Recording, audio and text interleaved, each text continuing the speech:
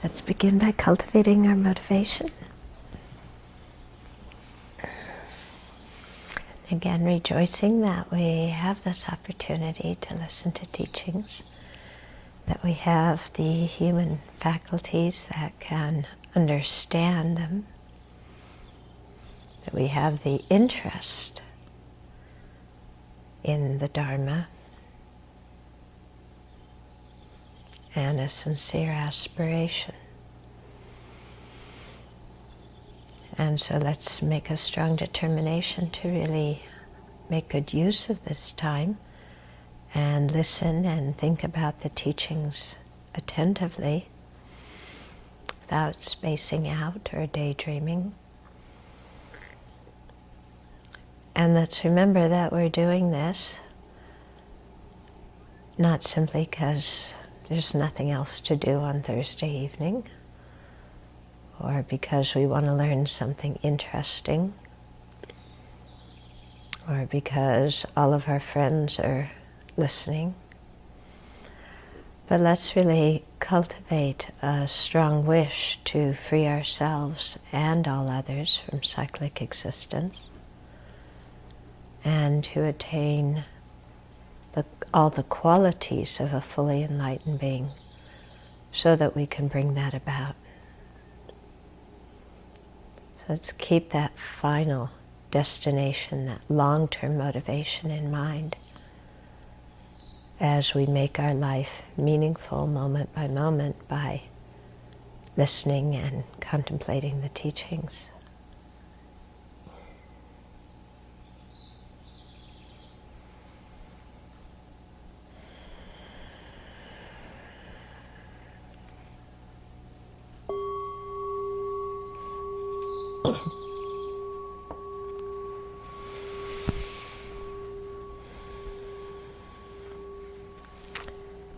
Okay, so we've been doing mind training like Rays of the Sun by the Tibetan author Nam Kapel, and we've spoken about the preliminary practices, which in the case of the thought training, it means precious human life, impermanence and death, karma and its effects, and the disadvantages of cyclic existence. Okay, and then we've gotten into the basic practice so far, which has been training the mind in the mind of enlightenment, training the mind in bodhicitta. So we just completed the section that, where was my outline here? Okay, where we talked about exchanging yourself with others through acknowledging the faults of selfishness and the advantages of concern for others. So remember all those teachings where self-centered mind got beat up pretty badly? Yeah. And then we thought also not only about the faults of self-centeredness, but about all the benefits of cherishing others and caring for others. And so this is the complete opposite of the normal way we think about things, which is, let's cherish me and ignore everybody else. Yeah. Or pay attention to everybody else if they please me. Okay. But instead, this is really cutting down all of those barriers and really seeing everybody as wanting happiness and not wanting suffering, and so wanting to help them equally, to the point where when we talk about exchanging self and others, we're not saying I become you and you become me and, you know, I get your bank account and you get mine. It's not like that. It's talking about who we cherish, because right now we cherish ourselves above all others. And when we exchange self and others, then we come to a point where we cherish others even more than ourselves. And so this mental state is a very joyful mental state.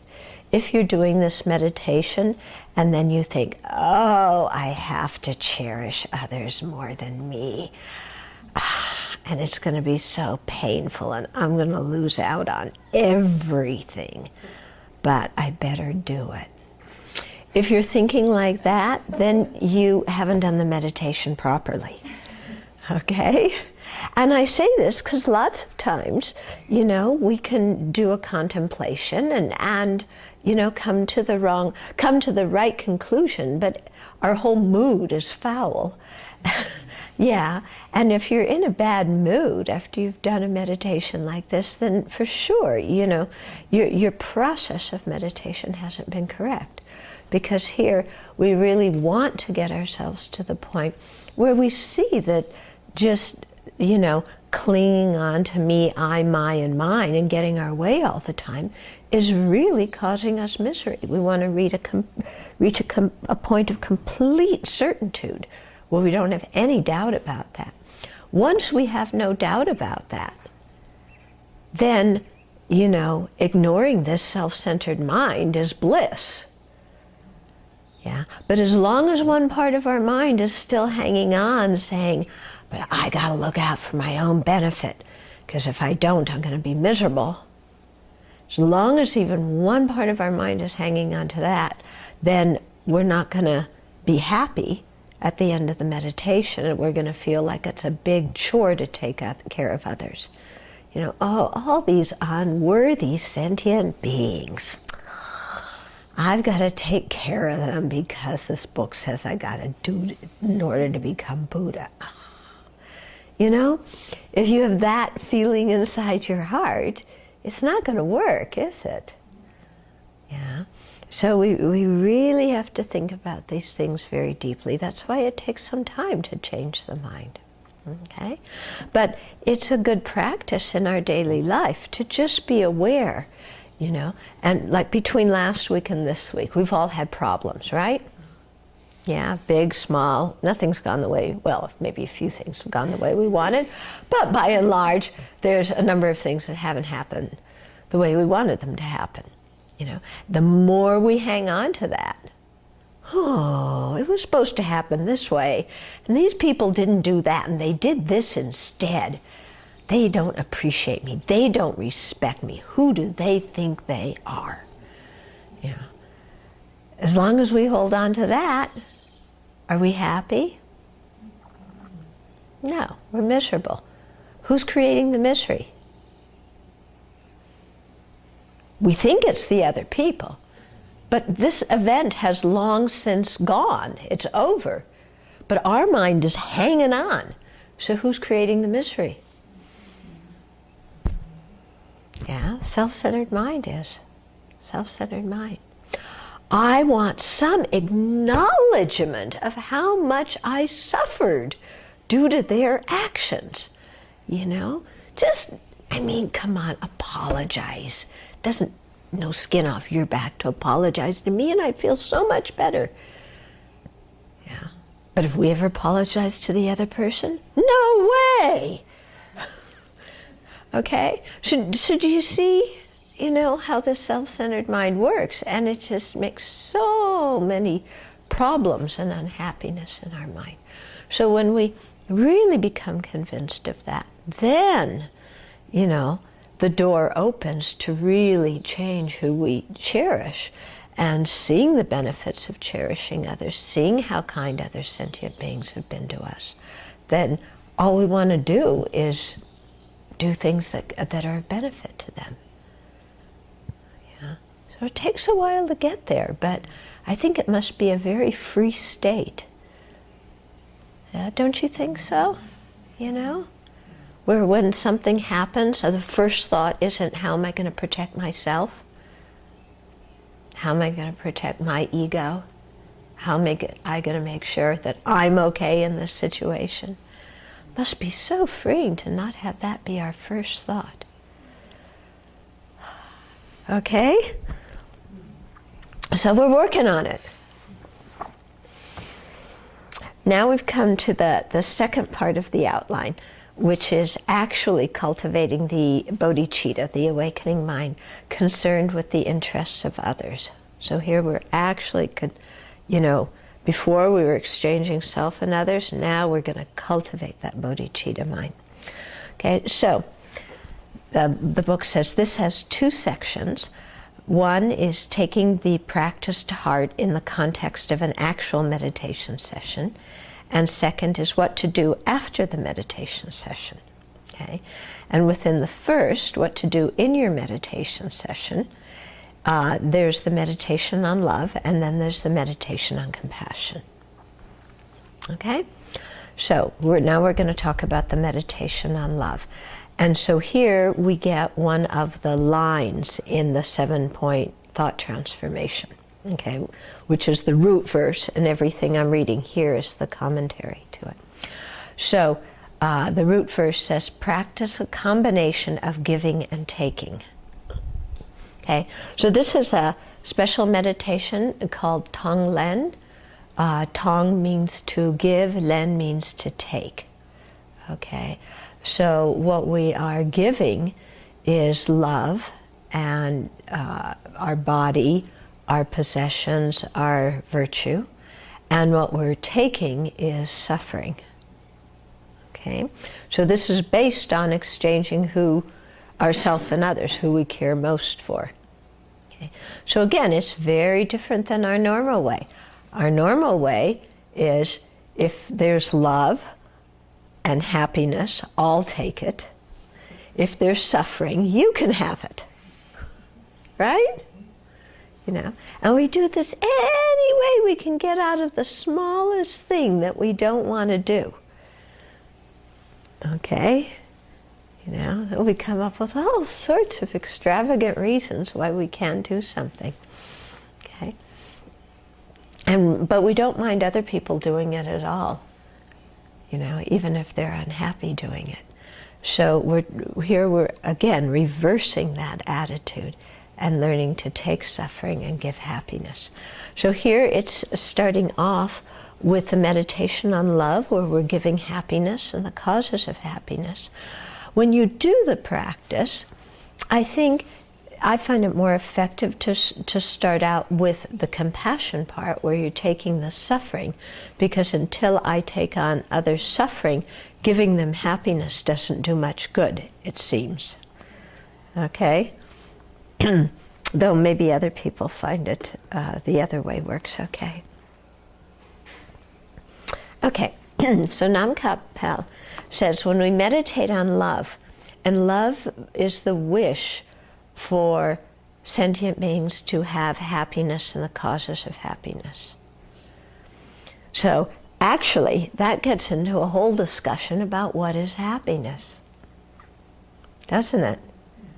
Yeah, and we think we know what happiness is, but do we? Do we really know what happiness is?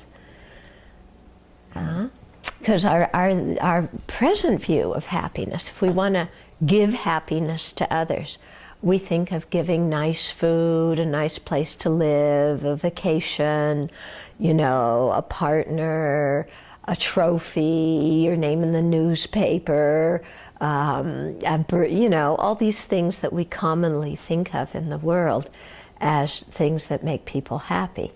So we think of giving those. And that's nice to give all of those. But how long does the happiness last from receiving those?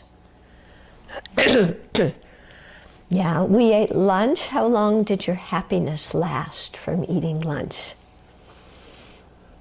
Okay. Maybe we had a pleasant time chatting with somebody today. How long did that last? Yeah. Or we took a walk in the woods and it's so beautiful, or we looked in the flower garden and it's gorgeous. How long did that happiness last? Okay. So it was pleasure, but it doesn't last very long. So when we're thinking about providing happiness for sentient beings, happiness and its causes, we want to look beyond just short-term happiness, you know, and to think about Dharma happiness. And what about wishing that people were free of anger? Okay? Or wishing that they were free of their own self-centered mind. Not just so they would be nice to us, but because their self-centered mind makes them suffer. What about wishing that they would be free of attachment? You know? How about somebody who's very attached to you and you want them to be attached to you, but you wish that they're free of attachment because you know that attachment causes misery? Do we really care about somebody enough to do that? Okay, so here we want to really think about long-term happiness that comes through changing the mind through Dharma practice. Okay, so of course providing, you know, a nice walk and a new car and, you know, these things for sentient beings, but also thinking, you know, may I be able to give them the Dharma teachings, you know, or wouldn't it be wonderful if they were free of jealousy, yeah, or free of arrogance, free of craving, you know? So really think about, you know, what would actually make sentient beings happy. Wouldn't it be wonderful if their minds were endowed with equanimity so that they didn't have favorites? Yeah? Can we think that for somebody who we're attached to, who we want to be attached to us? May their mind be endowed with equanimity so that they don't think we're special.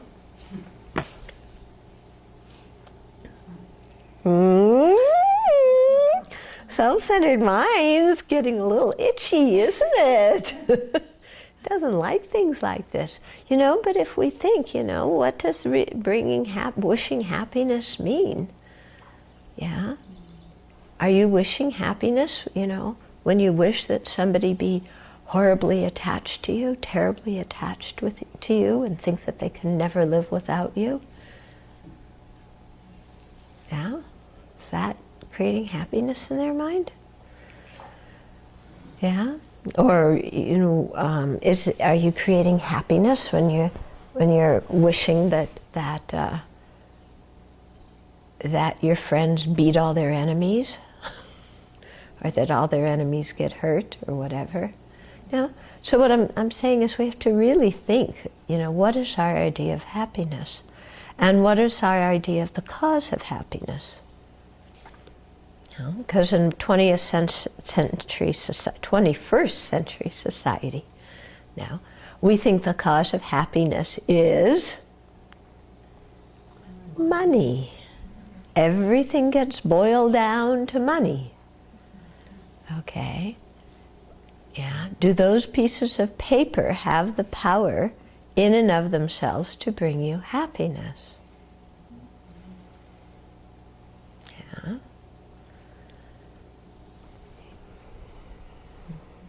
You have it, you hold it. Are you happy? Yeah. Okay, so, you know, let's look really deeper at what wishing happiness for ourselves and for others really mean. Yeah, so we're not just thinking about the societal way. Of course we include those pleasant things, but let's look deeper, you know, especially when we're developing love here.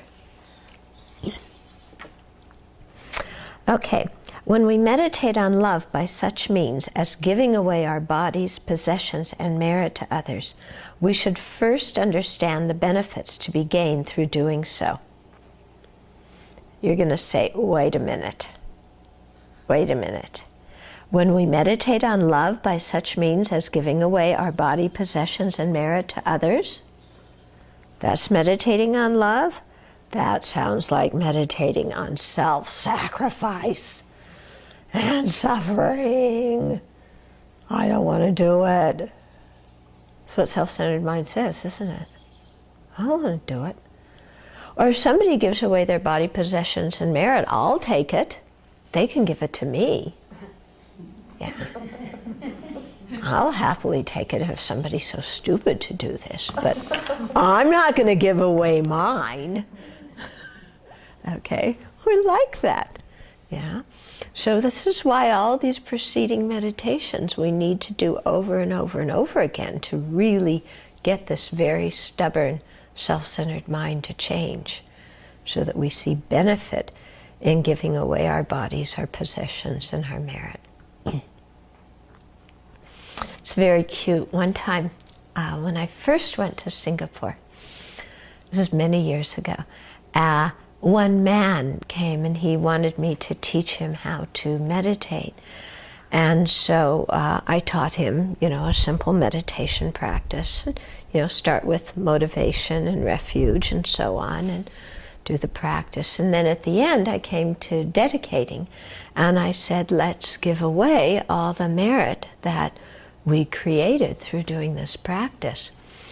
And in Singapore, he was raised Buddhist, and so he had a strong feeling about merit. Merit wasn't this stuff that we Westerners kind of, yeah, what's that? But he really believed in merit. And he looked at me and he said, I have so little merit, I don't want to give it away. It was really touching because he really had this faith in merit, and he was so frightened about dedicating his merit for others. And so I had to explain that actually when you dedicate your merit, when you think of sharing it with others, you aren't losing it. It's not a fixed pie whereby if one person has it, the other person doesn't. But rather the more you give it, the more you create. So that kind of relaxed his mind a little bit.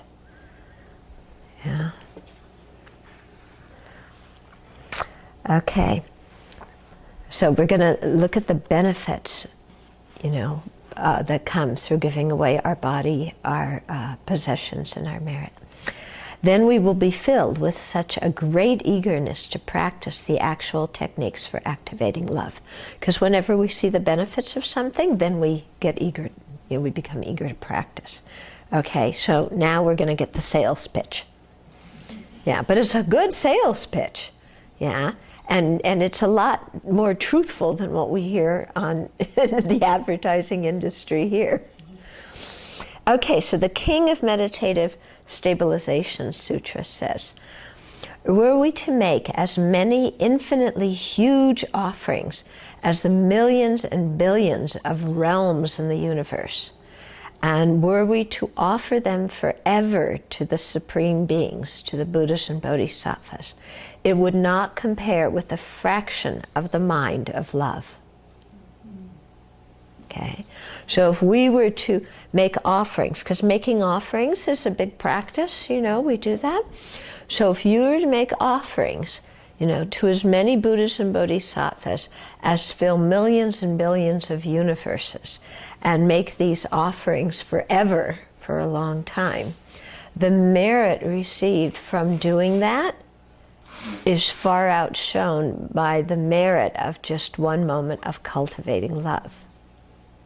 Okay.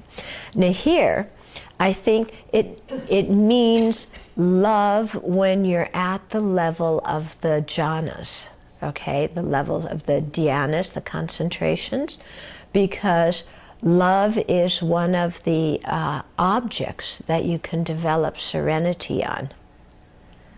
Okay, and since it's talking about the meditation on love, I think it's talking about love at the level of when you're actually in deep meditative absorption of at least the first jhana, the first meditative stabilization. Okay? So you can see that even one moment of that mind that's completely filled with love, with deep concentration, no distraction whatsoever, that's going to be a very powerful mind, isn't it? Okay? So I don't think it means our having love for one moment. And also remember, love and attachment are very, very different. It's extremely important. Because attachment is based on exaggerating other people's good qualities, and love is not. Attachment is based on, we have strings attached. I love you as long as you do, and we have our little list. Okay, when they don't do that, we don't love them. We get angry. Okay, whereas actual love, is we aren't expecting anything in return. So that's a big, big difference, yeah, from attachment. And attachment is basically a setup for pain. Basically is, yeah? Because the more we exaggerate and have expectations, yeah, the more we're painting a picture on somebody that doesn't fit them, and the more pain we're going to experience when we realize that our picture, that they aren't what we thought they were. And then we blame them for not being what we wanted them to be. But we were the ones who had very false expectations. Okay, so the attachment's definitely a setup for pain. Whereas with love, it's just wanting someone to have happiness in its causes. And that's it. You know, they don't have to like me, they don't have to be nice to me, they don't have to appreciate me, they don't have to cherish me more than everybody else, they don't have to tell me they love me 3 times a day. You know, they just have to exist. That's it. Okay? So it's a very, very pure kind of love that isn't like our yo-yo emotions right now. Yeah. Our emotions are kind of like yo-yos, aren't they? Yeah. Up, up.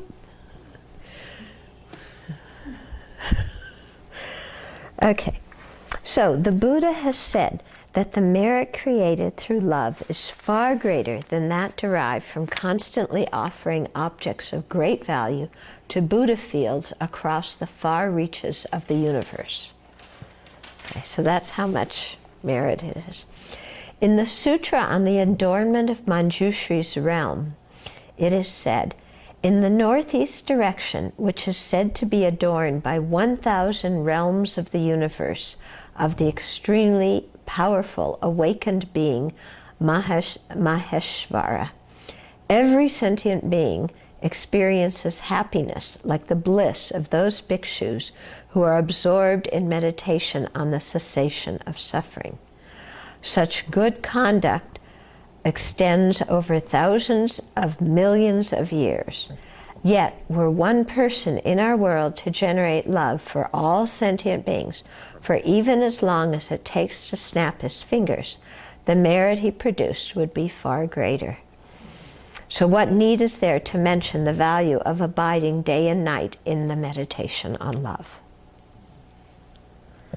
Okay, so in the northeast direction, there's 1,000 realms of the universe, where this Bodhisattva, Maheshvara, reigns, and there's sentient beings who have bliss that is comparable to a monk who is meditating on the true cessations. So that's a lot of bliss, okay? And yet, such good conduct, of providing happiness for sentient beings in this way, doesn't compare to having the meditation on love, samadhi on love, for the length of a finger snap. Okay? So remember, this is at the level of samadhi, so it's a very deep, pure kind of love with no distraction. But that's, it's so much more merit than this other one. Okay? And then the Precious Garland says, who wrote the Precious Garland? Nagarjuna. Okay. So Precious Garland says, even giving 300 delicacies 3 times every day to monastics would not equal a part of the merit of even one moment of love. Okay? So offering dana, especially offering food to the monastic community, is considered to create great merit. Okay? But even offering 300 delicacies 3 times a day to the Sangha doesn't equal the merit of even one moment of love, where you have the samadhi on love. Okay. Now, the next 2 verses in these, he's talking about the 8 benefits of love. So I'll read the verses and then go back. But you'll find these 8 benefits come up in several different texts. Okay. So you will be loved by gods, by celestial beings and humans, And living beings will also offer you protection. You will experience mental happiness as well as bodily ease and comfort. And poison and weapons will do you no harm. You will effortlessly achieve your purpose and will be or could be reborn in Brahma's realm. Even if you have not attained liberation, through love, the 8 spiritual qualities are gained. Okay, so here it says, you will be loved by celestial beings. That's the first benefit. Okay, so the devas, all the various devas of different realms will love you if you have a mind of love. Okay, so you know how we sometimes talk, I mean, we can feel the energy of different beings sometimes in our forest and in the way we share the land with others. If we have a mind of love towards them, they will reciprocate that. And other devas who also have regard for the Dharma also reciprocate it. Okay, and then the second is we will be loved by humans. So somebody who has this deep mind of love, you know, who meditates in samadhi on love, will be loved by other humans. Yeah, we see this, don't we? When we meet somebody who has a mind of love, everybody automatically likes that person and feels quite comfortable around them. Yeah. And I've seen so many examples of people who they're not Buddhist, but they go to a teaching by His Holiness the Dalai Lama, and His Holiness walks on stage, and they have no idea why, but they start to cry because they feel so moved. And I think that's by the force of His love, you know, that you feel that. And so it's like that with some spiritual masters. You can feel the love and compassion. Yeah, so automatically the mind, you know, we care about them in return. So this is a benefit that accrues to us if we develop this samadhi on love. Okay? And living beings will also offer you protection. So here it says, and they will also offer you protection, but the explanation is that even non-human beings will offer you protection. So let alone the devas and the human beings, but different spirits and so forth. You know, they won't harm, but instead they offer protection. Yeah, because you see that when somebody's kind, when somebody's very loving, people cherish that person and want to protect them. Okay, you will experience mental happiness and physical ease, physical comfort as well. Okay, so when you have attained the state of the jhanas, the dhyanas, or meditative stabilizations, yeah, then you have this mental factor of pliancy, where you know you have both physical and mental bliss. Okay, and then especially you see, even in another way, not just because you have actualized jhana, but also because of the love, you know, even we can see in a basic way now, even though we don't have the samadhi, that when our mind is filled with love, our mind is happy, our mind is at ease, it's not filled with worry and anxiety, okay? And our body is also relaxed. Yeah, when our mind really has love, not attachment, okay? And see, here's where we get very, very confused, because we get attached to somebody, then we worry about them, we have anxiety if they're going to get hurt, and we think that's loving them. Okay? But we can see that we have neither mental happiness nor physical ease with that state of mind. So that's not loving somebody, is it? Okay? When you're so worried, are they going to get hurt? Are they going to be okay? Or this and that? You know, that's not love. And I really say this because one time I was talking with my niece. She was really little at the time. And we were writing a letter together. And I found out through how we were writing the letter that I miss you and I worry about you meant I love you. Yeah? And that's often how we feel in families, isn't it? You know, if I don't miss you, then I don't really love you. If I don't worry about you and I'm not anxious about you, I don't love you. You know, that's not the meaning of love. Okay? Because love is just wanting someone to have happiness and the causes of happiness. And there's no strings attached.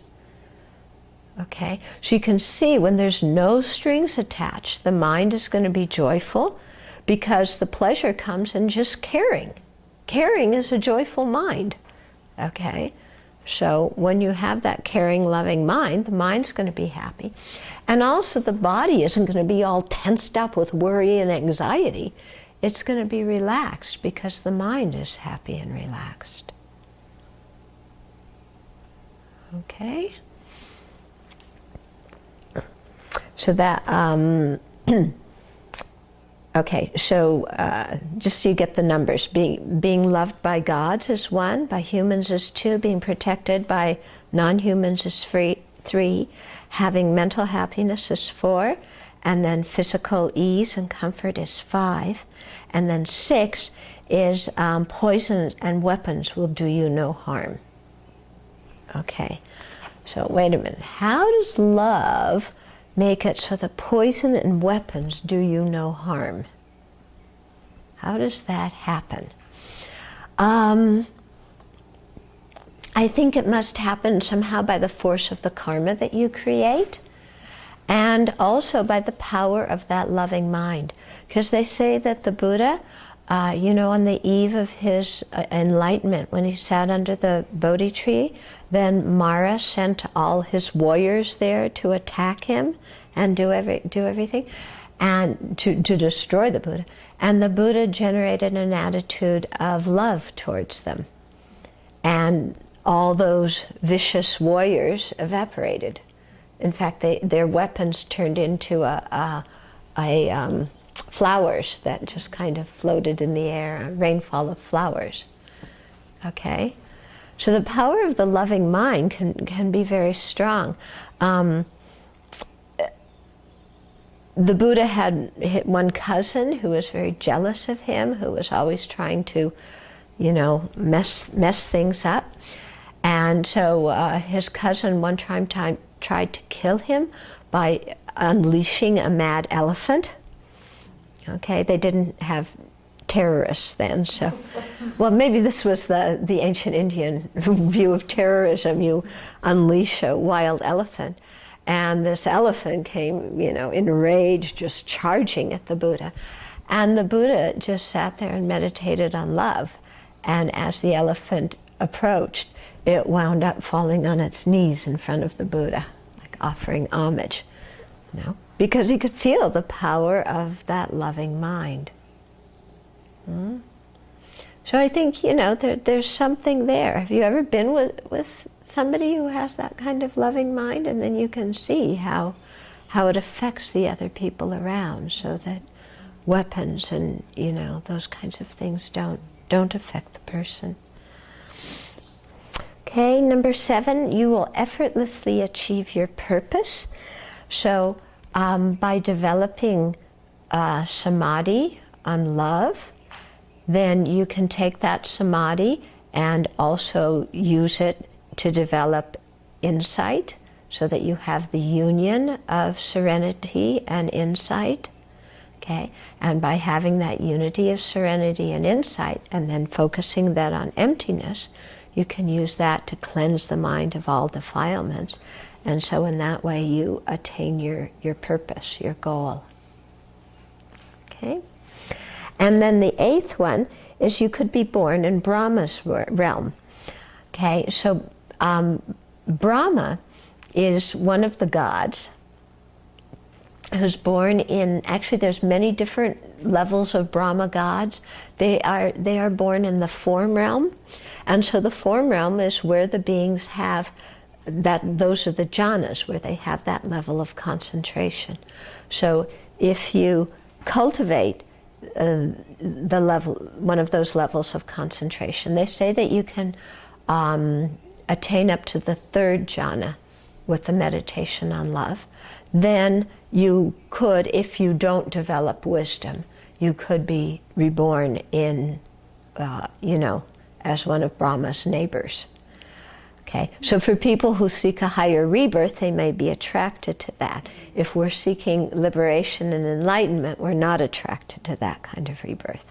Okay, but it is a benefit of developing this samadhi on love. Okay, and even if you have not attained liberation, okay, through love, the 8 spiritual qualities are gained. So these 8 qualities are for those, who have not yet attained liberation. So they're benefits of cultivating love. And you can just think in your own life, what would it be like just to have a constantly loving mind, where your mind wasn't an emotional yo-yo? Wouldn't that be nice? Yeah, wouldn't it be nice to wake up in the morning and not be in a bad mood because you had love in your mind? Yeah, wouldn't that be good? Wouldn't it be nice to walk into, your office or walk into, whatever you're doing and have a happy mind because the mind is loving? Wouldn't that be great? So, we can see this kind of benefit. And then that inspires us to cultivate love, doesn't it? Okay?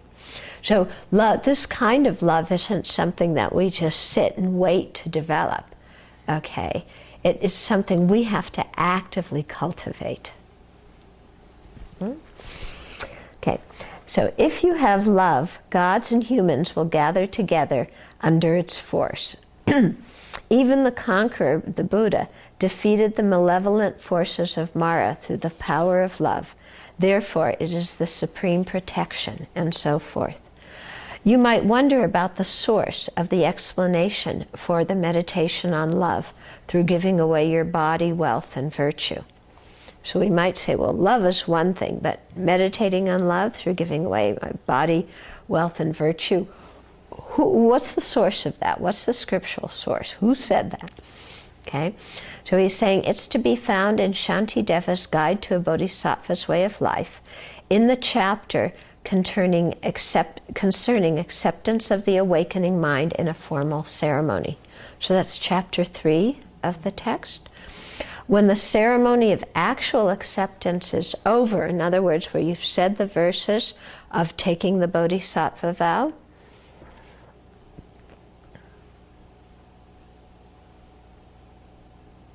it's not when the actual ceremony is over. It says when the ceremony of actual acceptance is over, just before the actual pledges are recited. Okay, as the preceptor is describing the visualization of love and compassion, you should give away your body, possessions, and sources of virtue. So what this is that whole chapter, you're creating the merit to be able to take the Bodhisattva vow.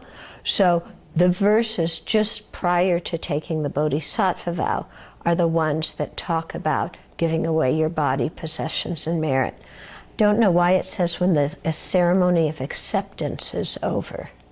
I'm not quite sure what that means, but it is just before the actual pledges, before you actually take the Bodhisattva vow. That's where the verses are.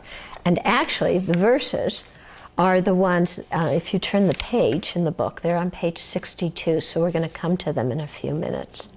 Okay? But these are the verses that are the source. Okay, so now we're at the next session, how to give your body, possessions, and virtue in general. Okay? So how to give them in general, the mind, how to do that. Now follows a general explanation according to the scriptures of just how we give away our body, possessions, and virtues. The purpose of giving them away is that in doing so we will complete the 2 collections of merit and wisdom, and this is the reason why we should give them away. Okay? So the 2 collections of merit and wisdom, this is part of the Bodhisattva practice. Yeah? The collection of merit is done by accomplishing the method side of the path, and it's the predominant cause for the form body of a Buddha. And the wisdom, the collection of wisdom, is the wisdom aspect of the path, and it's the predominant cause for the truth body of a Buddha. Okay, so we need to create both method and wisdom,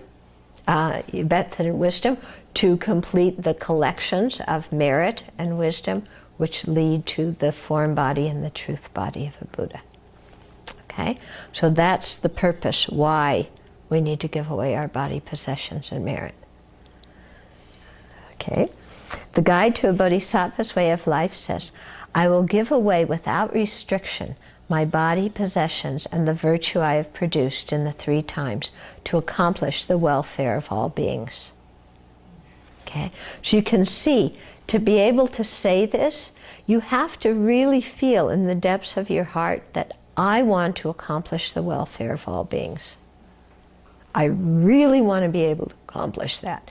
And so, to be able to accomplish it, I will give away my body, possessions, and virtue of the 3 times of the past, present, and future without any restriction, without any anxiety, without any questionnaire that people have to, fill out beforehand, without any guarantee or return policy or anything like that.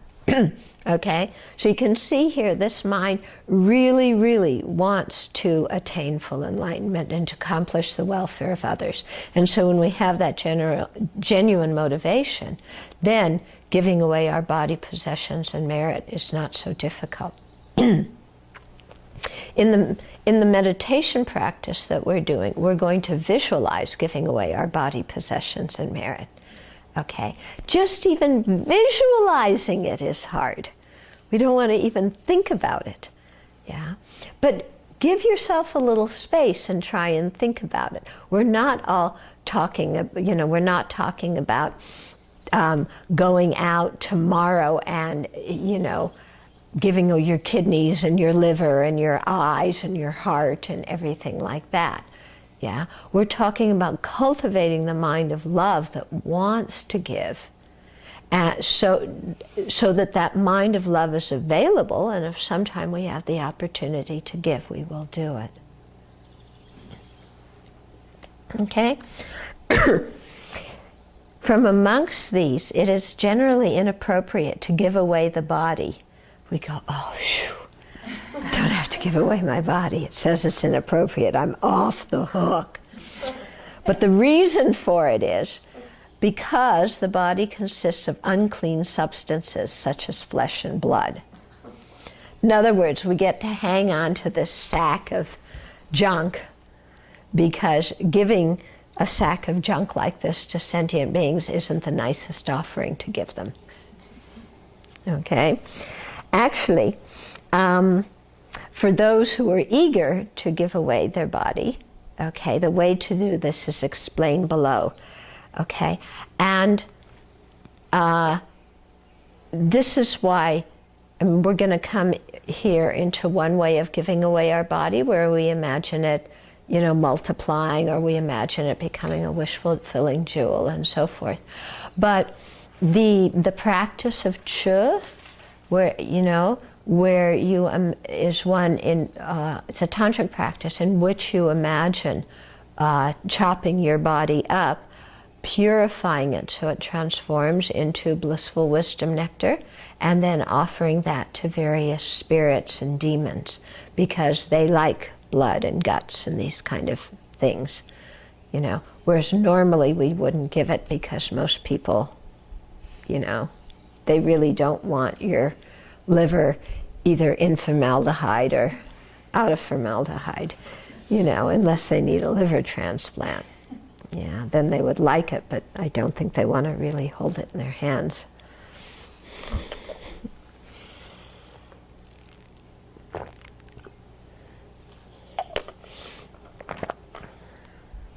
Okay, so if the body is to be given away, the Array of Tree Trunks Sutra says you should transform yourself into a wish-fulfilling body that sustains all wandering beings. Okay, Okay, so there's different ways to give away our body. Yeah, one way is by thinking of it as a wish-fulfilling body. In other words, a special kind of body that can radiate out whatever, or make manifest whatever it is that sentient beings need. So if somebody needs blankets, your body can manifest that. If they need an iPod, it can manifest that. If, they need a camera that works, it can manifest that. If they need, things like that. They usually talk about the body as, manifesting things that you give. But when I do the practice, I find it very helpful to think that I manifest bodies that are real people who become the people that other people need in their lives. Because it isn't just that we're short of possessions. It's oftentimes people are short of the kind of help they need. So somebody may need a teacher, somebody may need a doctor, somebody may need some comfort from a friend. Yeah, somebody may need a helper to spray the knapweed. You might need people might need a lot of different things. But to be able to manifest and become that person that somebody else needs when they need help. Okay, so I find that way very effective for me in terms of thinking of giving things away. Okay, giving away my body. So not just that it becomes the things that people need, or that I give away the heart and the liver, but that I actually become somebody who can give the help and the service and the comfort or whatever it is that somebody needs at any particular moment. And I think that imagining it this way helps our mind get over the laziness and the resistance that comes up when sometimes people ask us to help with something. You know how sometimes we're a little bit resistant. Oh, I did that yesterday, I want to do it today. So-and-so hasn't done it, let them do it. And, all that kind of thing. Yeah, that's why I think we listen to Master Shenyan, his video. He's one of the Chan masters in Taiwan who just passed away. And when he was saying, if you don't know how to do something, learn it, remember? And do what other people don't want to do. Yeah? So those are actually, they fit very well here when we're talking about offering our body, Learn to do what, if you don't know how to do something, learn it. That's what he said, wasn't it? If you don't know how to do it, learn it, and do what other people don't want to do. Okay? So that is, part of giving away our body, becoming that kind of person who can do that, who can offer so much benefit to others. Mm-hmm. And the Sutra of the Vajra Victory Banner says, just as through various means and through various manifestations, the four great elements sustain all sentient beings, a bodhisattva transforms his own body so that it is the basis for sustaining all sentient beings. Okay? So just as the four great elements, earth, water, fire, and air, sustain all sentient beings, those are the four elements out of which everything in our physical universe is created according to the ancient model. Okay, so just as these four qualities or these four elements sustain sentient beings' life, then may we transform our body in a similar way so that it can sustain other living beings' life. And so then we get the verses here from Guide to a Bodhisattva's Way of Life that talk about how to imagine doing it. And these are the verses that Namkha Pal was referring to earlier that describe how to give away your body, possessions, and merit. Okay, so the Guide to a Bodhisattva's Way of Life says, During the intermediate eon of famine, may I become food and drink for sentient beings who are poor and famished. May I remain in their presence as various necessities. And may I protect those without protection and be a guide leading those upon the path. May I become a vessel, a bridge, and a ship for those who wish to cross over the ocean. May I be an island for those searching for land and a lamp for those needing a light. May I become a bed for those who need rest and a servant for all who want assistance. May I become accomplishing mantras and excellent vases,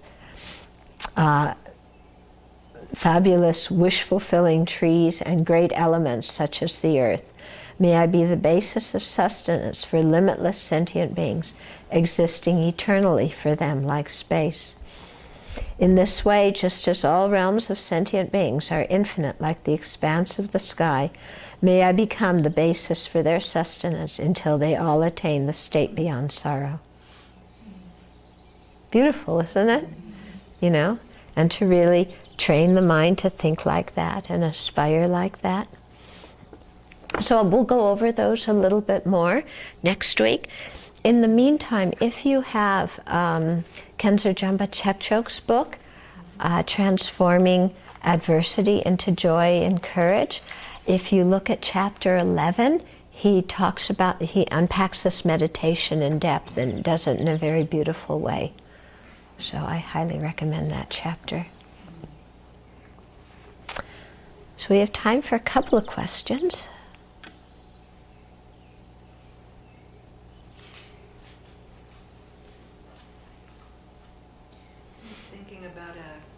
Situation where if a person is in danger and somebody else steps in and moves them out of harm's way and they get harmed or killed. So is that a good example of that kind of a spontaneous, where the love just...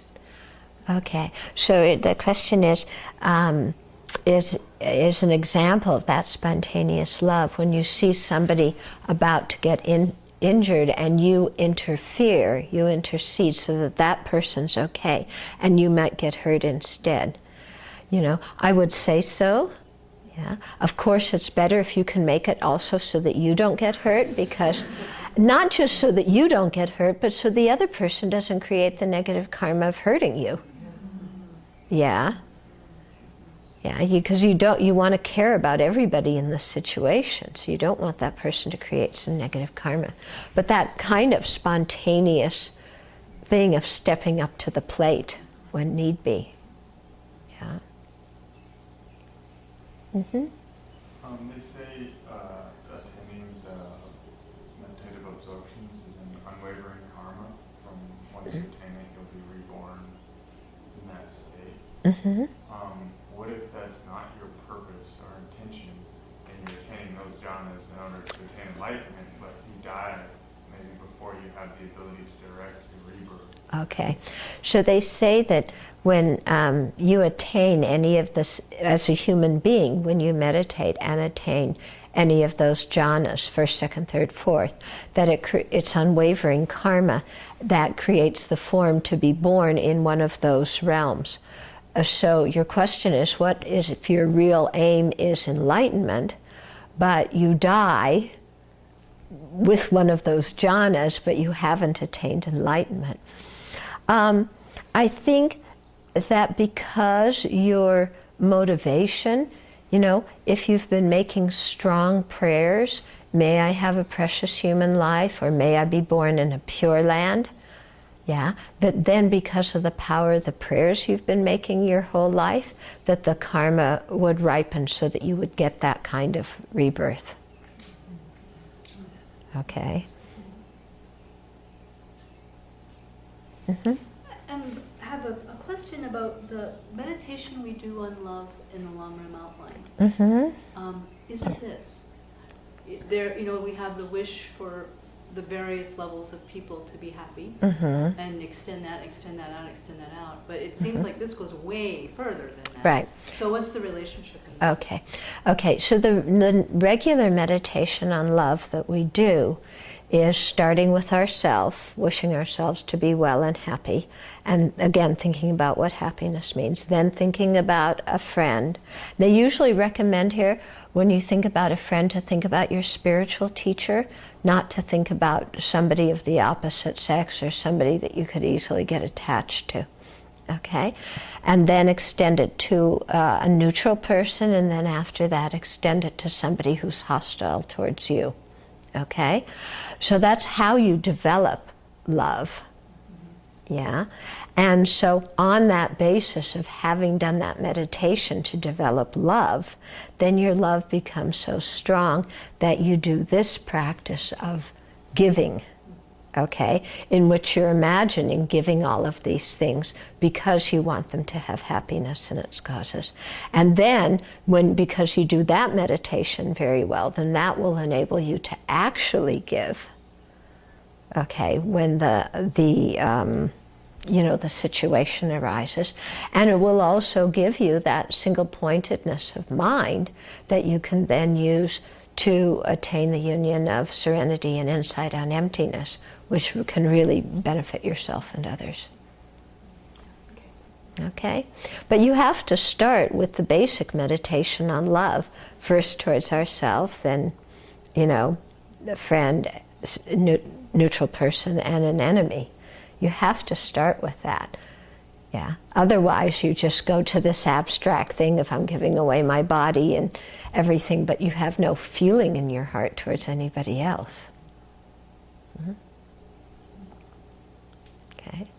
So that's why in the previous section, we spent a long time talking about the benefits of cherishing others and the kindness of others, because when we see the kindness of others, then the mind feels affection towards them. Okay. So this section didn't start out with this meditation. Okay. There were the preliminary practices first and all these other things first. Okay. So we'll continue next week.